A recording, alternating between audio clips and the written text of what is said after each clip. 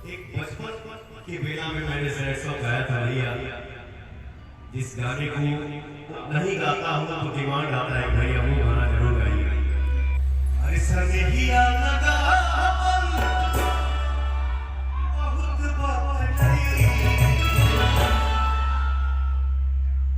कितना सौभाग्य है यार, कोई कलाकार अपना सैड सॉन्ग गाता है और हमारे दर्शक जो हमारे भगवान हैं एक बार आशीर्वाद देते हैं चिल्ला के। Love you all. सनहिया लगा